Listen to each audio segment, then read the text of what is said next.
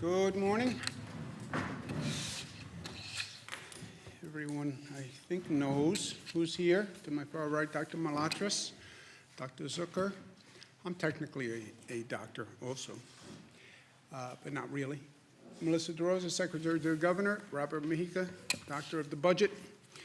Let's talk about today's numbers and where we are today.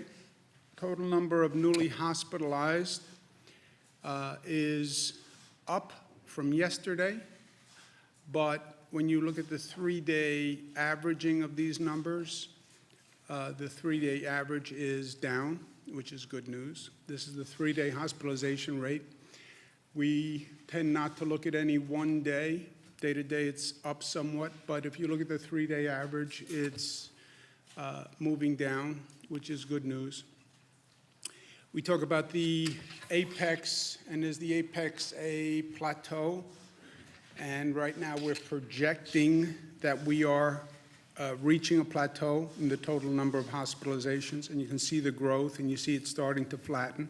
Again, this is a projection. It still depends on what we do, and what we do will affect those numbers. This is not an act of God that we're looking at. It's an act of what society actually does. Change in daily ICU admissions is way down, and that's good news. The daily intubations number is down, and that's good news. The discharge rate is right about where it was. The bad news is 5,489 New Yorkers have lost their lives to this virus. That is up from 4,758. That is the largest single-day increase. And we talk about numbers, but that's 731 people who we lost.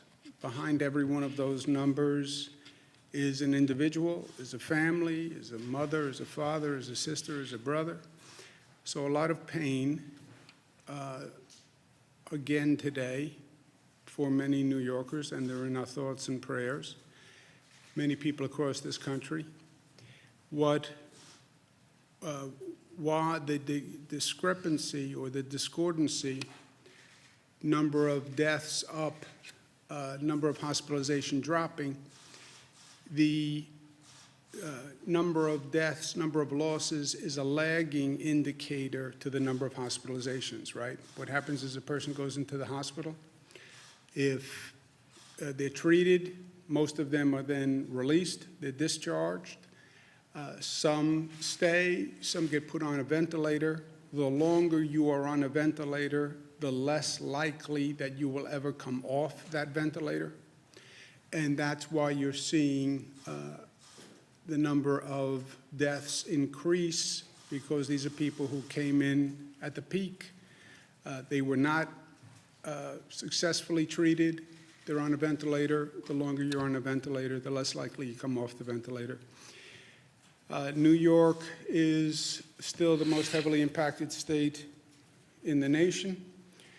New Jersey, which is on the curve a little bit behind New York, is suffering. And again, our thoughts and prayers are with them.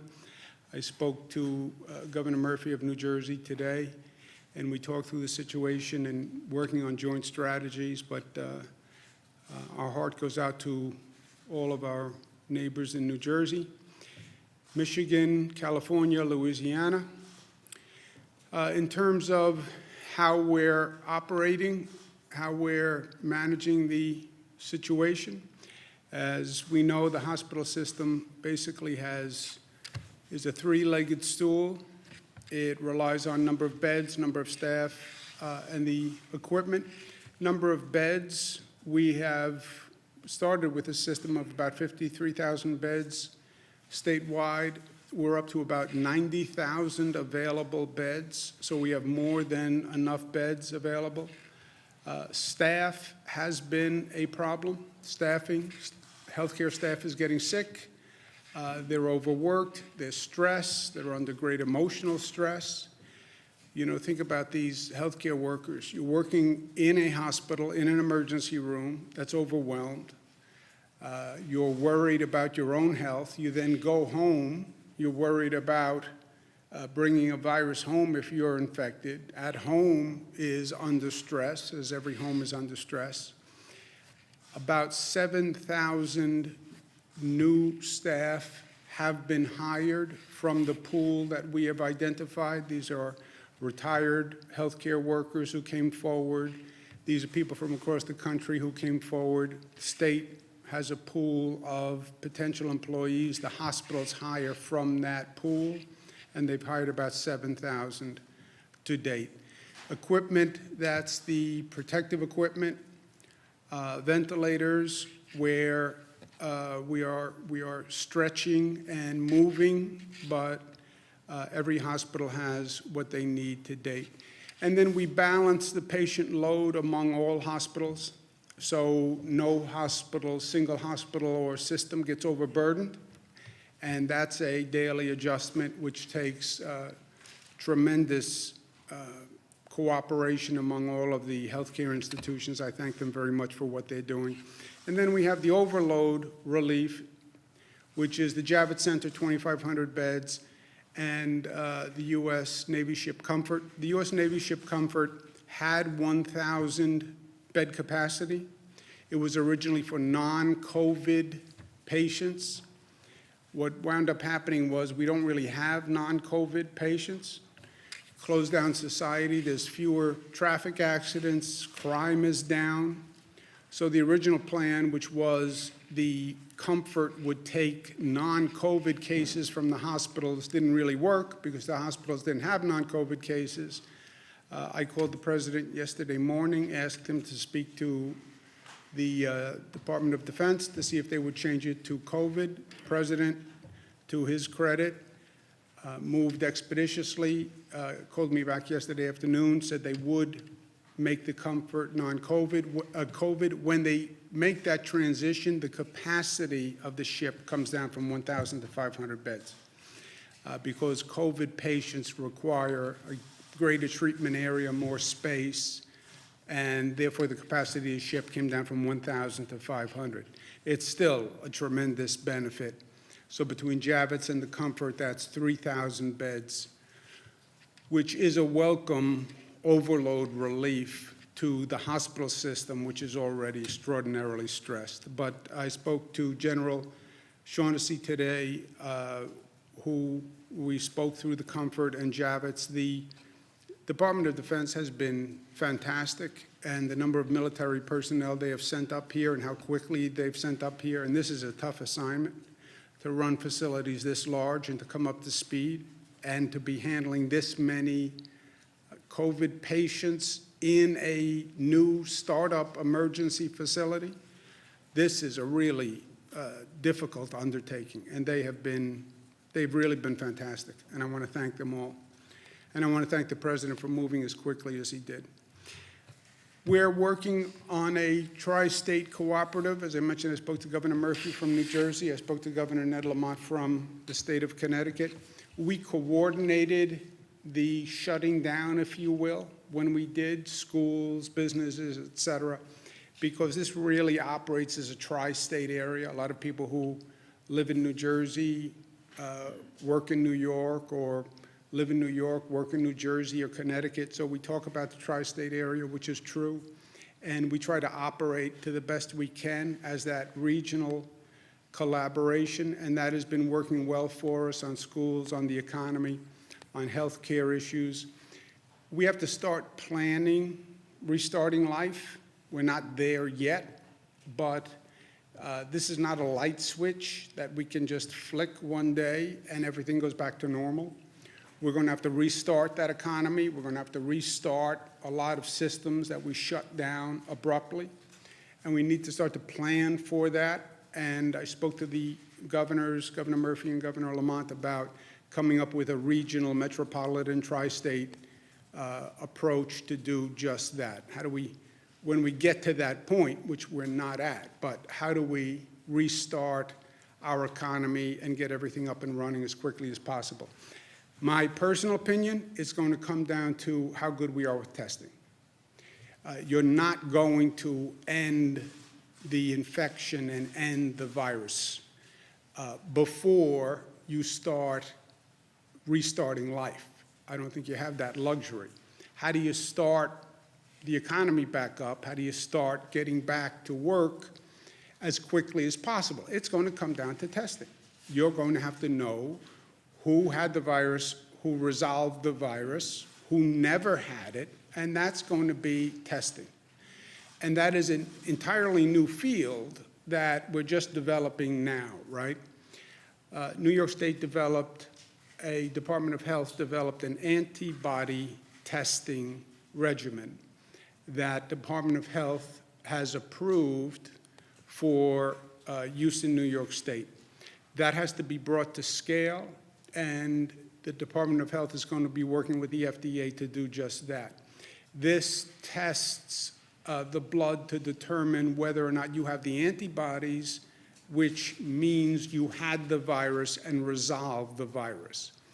That's why you would have the antibodies for the virus. That would mean that you're no longer contagious, and you can't catch the virus because you have the antibodies in your system, which means you can get to work, you can go back to school, you can do whatever you want. But you have to have that testing, and you have to have that testing on a scale, right? You have 19 million people in the state of New York. Just think of how many people you would need to be able to test and test quickly. So the antibody testing is part of that. Also, rapid testing to determine whether or not you have the virus now exists. They have, quote unquote, 15-minute tests that are commercially available. But again, they have to be brought to scale. No private company has the capacity to bring those to scale. So I was speaking with Governor Murphy and Governor Lamont.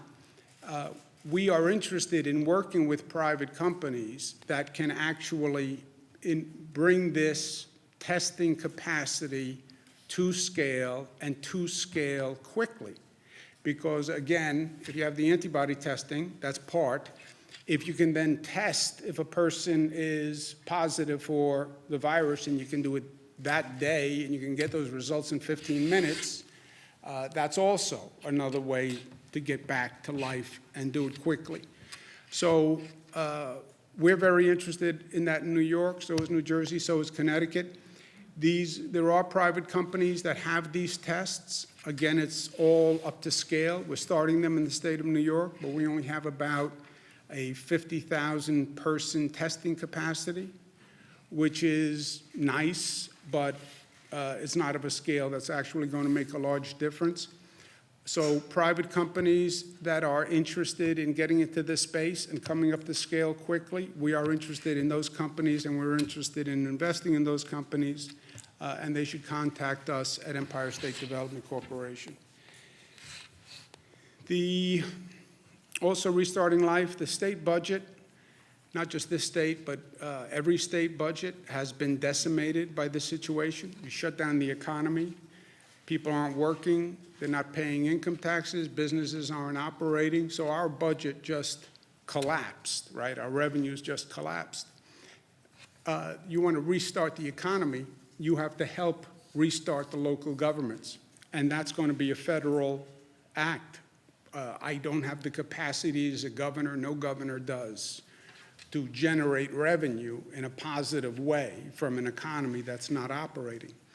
That is going to be a federal stimulus bill.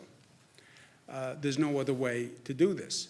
And it has to be a stimulus bill that actually understands you have state and local governments that have to be brought up to speed and functioning if you want to facilitate this restarting of the economy. Federal government passed some legislation. As I've said at the time, it was woefully inadequate from New York's point of view. We then have had some time to actually study the legislation. It actually gets worse when you read it, and it's not even what was represented to us initially. So I'm sending our congressional delegation a letter today saying the past legislation did good for the nation, I have no doubt, gave aid to a lot of people in places that needed it. but it was not fair to New York, and that has to be remedied in any legislation that goes forward. The last point, I know it's been a frustrating 37 days, but it's only been 37 days on the other hand. I know it feels like a lifetime. It's been so disruptive, so abrupt, so frightening, so disorienting, but it's only been 37 days, right? Everything in context and everything in perspective. I know it's tough to get up every day, and this is like Groundhog Day, living through this bizarre reality that we're in. It's even more difficult, I think, with the weather changing, and you feel the seasons changing, and it's getting nicer, and you start to open a new book of possibilities, and now the weather's getting nice, and I should be getting outdoors, and I should be doing this, and I should be doing this. I get it. But it's only been 37 days. And I started by saying those numbers of cases, that's not arbitrary. What we do affects the number of cases. Our behavior affects the number of cases. We're generating the cases. They're not descending on us from heaven, right? It's our behavior. So it's been 37 days. The 1918 pandemic that we talk about peaked in New York for 6 months. It came through in 3 waves, and it peaked for 6 months. 30,000 people died in New York during that pandemic. Why? They didn't react the way we did. They didn't know as much as we know today. They didn't have the same drug therapies. But we are changing the curve in that virus growth. You see that plateauing. That's because of what we are doing. If we don't do what we are doing, that is a much different curve. And that's what happened in the past. So social distancing is working. Well, you shut down all the businesses. I know. Well, you shut down all the schools. I know. But it is working. That's why you see those numbers coming down. If we were doing the same rate of interaction, those numbers would still be going up. So to the extent we see a flattening or a possible plateau, that's because of what we are doing, and we have to keep doing it. I know it's hard, but we have to keep doing it. And to the extent it takes an effort, remember at this time, it is about we, and it is not about me. I know what I would like to be doing. I would like to be going, it's motorcycle weather for me. It's time to get out on the water. It's time to go hiking in the Adirondacks. I get it. It's not about me. It's not about me. What I do will affect other people. It will affect my family. It will affect other people. It will affect people in those emergency rooms who are killing themselves every day to keep other people safe. I get infected, I will affect them. So we all talk about society and community and interconnection and interrelation and family, and life is bigger than us. Now is the time to live that, right? Now is the time to live that. So when you feel that need, I have to do this. It's not about me, it's about we and what's good for all of us. And my health is in your hands. And your health is in my hands. And the health of those healthcare workers and those first responders and all those people who have to show up to work every day to keep society functioning, we are responsible to them also. So to the extent it's hard, I get it. But maybe if we think about it through a different lens, a broader lens, it'll be a little easier. So let's not get complacent. We have to stay disciplined, we have to stay smart, we have to stay safe, and we do that by staying at home, and we will get through this together. Questions? The Pentagon's said yesterday that the Comfort is meant to treat trauma patients and that they could isolate COVID patients in a small number. I know you said that they are going to be treating a smaller number of patients, but will the ship be able to care for even that number of COVID patients safely? I spoke to General Shaughnessy, I spoke to the president, I spoke to the vice president, and I spoke to Northwell, who's helping manage the Comfort. When you transition from non-COVID patients to COVID, the capacity of the ship goes from 1,000 beds down to 500 beds, but it can treat 500 COVID patients adequately and safely, and that's what we're transitioning into operation now. On the antibody test, like if Dr. the Zerbe, you want to speak FDA about the approves it antibody test? tomorrow, how long is it going to take you at any approval? So we have a test at our Wadsworth lab that we have developed. We're working to scale that up now. Over the course of the next week, we'll be able to figure out how many we could run. We're expecting to be able to scale that up, not just here in the lab, in our lab, but to get other labs to do it as well. That's where we'll have to work with the FDA to get that approved. The FDA has already approved some private antibody tests. Is there a way that the state can work with them, or? So I think that antibody tests are you have to look at them. Some antibody tests measure the immunoglobulin G, and others measure the immunoglobulin M and G. The difference is that some suggest that there's a new infection occurring, that's the IgM, and others show that the infection's been around for a while. So it's important to make sure that the tests that we are measuring show that individuals had the infection, they aren't have the infection, and still have the infection. So it's important to make sure it's the correct test. Our test measures the immunoglobulin G, saying that they had the infection and it's resolved. Did you get that? Yeah, neither did I. Sorry, Do that one more time. I got one more time. Thank you. So there's many tests that are out there that companies are making. There's two types of immunoglobulins. There's one that says the infection just is still there and you're starting to mount a response, which happens with any virus. And your body also makes an immunoglobulin after your infection is resolved, or it's resolved. That's the one you want to measure. Otherwise, you may be measuring something which actually says you still have the infection in your body. So you want to measure the one that says it's resolved, and that's the one that we've developed the test for. Is that better? Yes, that was good. Thank you. I almost understood that one. Mark?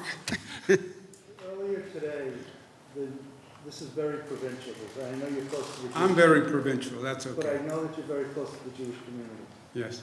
Earlier today, the Novominsker Rebbe passed away from coronavirus in Borough Park, and he's going to be buried later today. So this is like a right for a Aguda Israel says, stay away, it should be small, but you know how people listen. I mean, this seems right for mass gathering. Is there anything that the state police or state government can do to make sure that people are held at bay? I'm sure is Borough Park, Brooklyn, right? I'm sure the NYPD will be doing what they need to do. I made it clear yesterday that these social distancing regulations are not just pleas, they're regulations. You can be fined for it. We increased the fine to make the point that was serious. I'm sure the NYPD will be enforcing it. But also people have to understand. I understand religious gatherings. I understand the Orthodox community, Jewish Orthodox community. I'm very close to them, and I have been for many, many years, and my family's very close to them. But now is not the time for large religious gatherings. I mean, we paid this price already. We've learned this lesson. That was New Rochelle and Westchester. So please, now is not the time. You do no one a service by making this worse and infecting more people. Joseph? There's been a lot of reports that communities of color have been particularly hit hard by the virus. Do you have a sense yet if that's been the case in New York? And you've been putting out a lot of data, gender, age, updating it daily. Has it been difficult to get those racial breakdowns? And what are you doing to get those? So the hospitals actually don't report the race information directly to the state, so what we end up doing on the back end is calling the coroner's offices around the state after the death has been reported. So there has been a lag. We understand people want that information. We want that information too, and we'll have it this week. is there any sense though, Dr. Zucker, that there has been that trend where it has affected communities of color? So one of the challenges is that some of the communities have challenges with their health in general. They're more apt to have some of the challenges with asthma and diabetes. And so anytime anyone who has underlying medical conditions ends up with this virus or any other virus, it puts them more at risk. Do you have any update on the unemployment website? I know Felicity talked yesterday about working with Google. Is there any progress there? There is progress there, and we'll have that new interface up and running by Thursday. And we've actually worked with Verizon. A lot of the problem was the lines were crashing because the volume was so extreme. We've now moved 80% of the incoming calls off of the Verizon system and into call centers, and so you should start to see some easing up on that today. And again, we just ask people to remain patient as we get this resolved. Governor, you had promised an executive order on Friday regarding ventilator redistribution, and I believe that executive order was also going to cover other things. That still hasn't appeared. Is there a reason for the delay? No, I'm going to issue an executive order today on everything that I've mentioned, the fines, et cetera, today. What else will that cover? That will cover? Everything we've discussed to date.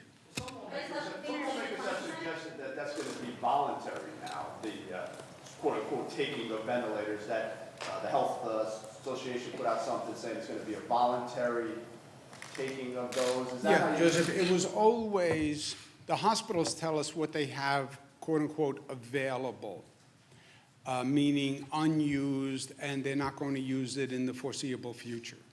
So it was always, of the equipment that you believe, you hospital believe is available, if the state lent 20% of the available units, as you define available, that would be 500. And 500 ventilators was a big deal, especially 2 weeks ago. Frankly, since then, other things have happened. We have 1,000 ventilators from China. California freed up 500 ventilators. Oregon sent 140 ventilators. State of Washington freed up, I think, 400 ventilators or something like that. We've also acquired an additional 500 ventilators. So we're not in the position that we were in. But that's what it always was. A hospital says we have available, by their own definition, unused inventory. We're not using for the foreseeable future. 20% of that number, leaving them with 80% of the unused, was 500 ventilators. That sounds like a big change from what you were saying on Friday, though. No, that's what I was saying. Governor, what are your thoughts on getting a presumptive line of duty death benefits similar to that was passed after 9/11 for state and city workers who died of COVID? It's something that I think is going to come up, and I think it's an important thing to look at. I'd also like to find a way to say thank you to these healthcare workers who are out there every day. We talk to them on the telephone, but actually, what they have done is just incredible, And not just the healthcare workers. I mean, the healthcare workers, just think of the mindset to walk into that ER every morning, putting on these gowns, putting on all this protective clothing, having to change the protective clothing several times a day, seeing people pass away, and then go home and deal with the stress at home. But also the first responders, the transit workers. You look at the rates of sickness. I mean, they know what they're exposing themselves to, and they still do it. I mean, just God bless them. Governor, do you have plans to grant clemency to a large number of, or just any inmates in the state prison system to curb this corona outbreak? We're looking at that, any way we can, we are, and we're looking at that continually. I don't think there's anything new on that right now, but it's something we're exploring all the time. Is there any specific plans that you're considering or any specific models? We've done a number, but nothing right now. Are there any new? We've done about 700 parole violators statewide. Those are people who were deemed to be low risk to public safety and also high risk to COVID. And so we have done that so far, and we're continuing to evaluate it on an ongoing basis. I think the promise was about 400 people to come out of Rikers. So far, that's been about 130 people have been released. Is there a I think reason for we've the done lag? about 240 out of Rikers so far of the 700 statewide, but we can get you the exact number, That's a Jesse. fresh figure. And Governor, on a more kind of psychological, philosophical issue, 730 people died.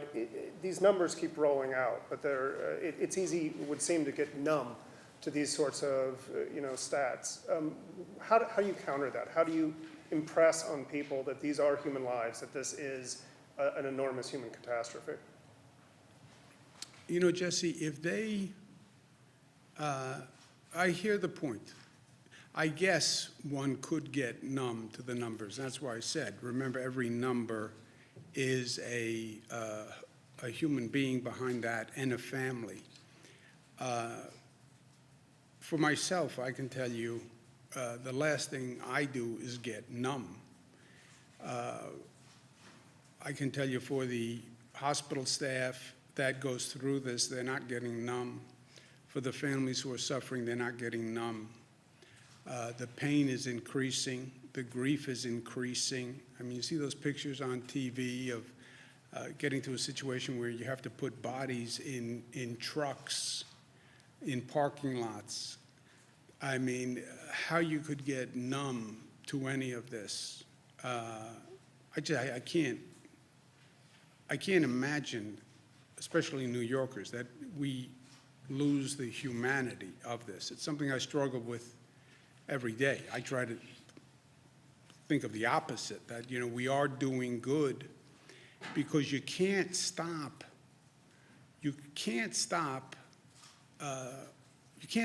everyone. This virus is very good at what it does, and it kills vulnerable people. That's what it does. And it does that very well. And we can't stop that. The question is, are you saving everyone you can save? And there the answer is yes, and I take some solace in that fact. Our healthcare system is operating. I don't believe we lost a single person because we couldn't provide care. People we lost, we couldn't save despite our best efforts. But no, I don't see the numbness, and I don't believe New Yorkers see the numbness. I think the frustration of an individual situation can cause you to do irresponsible things, to go out more than you should, to disregard social distancing. I think that's an issue, and that's what I've been trying to address. Governor, I know we're not there yet, but when people do eventually start getting back to work, will it be the reverse of the reduction, meaning they'll go back in spurts of 25% at a time, or 12, or something like that? I don't know. It's a good question. I think they go back, is my opinion. It's not a fact. I think, and we're working on a plan with Connecticut and New Jersey, because when we go back together. I think we go back with people who have tested that they are negative, or people who have tested that they have the antibodies, which means they had the virus and they're immune from the virus. Or we go back with younger people going first, still protecting, isolating the vulnerable. But if it's waves, I think those are the waves. Say it again. Is there any proof you can't get reinfected if you have the antibodies? Is there Let's proof ask that- Dr. Zucker, your friend. So usually when you have a virus, you develop antibodies, you don't get it again. There was one report out of China where they suggested that maybe there were some cases, but that hasn't been confirmed yet. Are you concerned that the temporary hospitals will be accepting significant numbers of patients until after the peak is passed? A larger number of what, I'm sorry? Are you concerned that the temporary hospitals won't be accepting significant numbers of patients until after the peak is passed? A significant number of patients? Mhm. No, they're ramping up now. The Javits Center and the Comfort you're talking about? Yes. Javits and Comfort, well, there's two separate situations.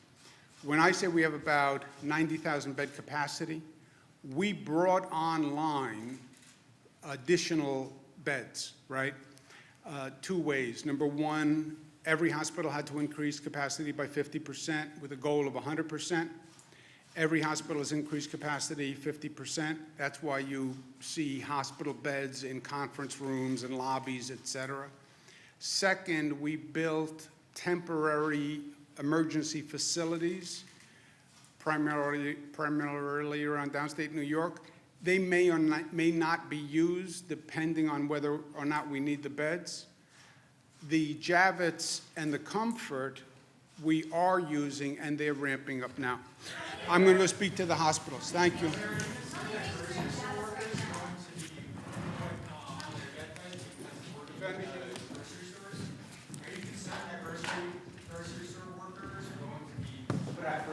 there any plans on how to address grocery workers and their safety? Grocery store workers, transit workers, first responders, police officers. These are all, in my opinion, heroes of today because they get up every morning, they go to work, so society stays safe and functioning. And we're doing everything we can to protect them. But we owe them a big thank you. Thank you, guys. Thank you.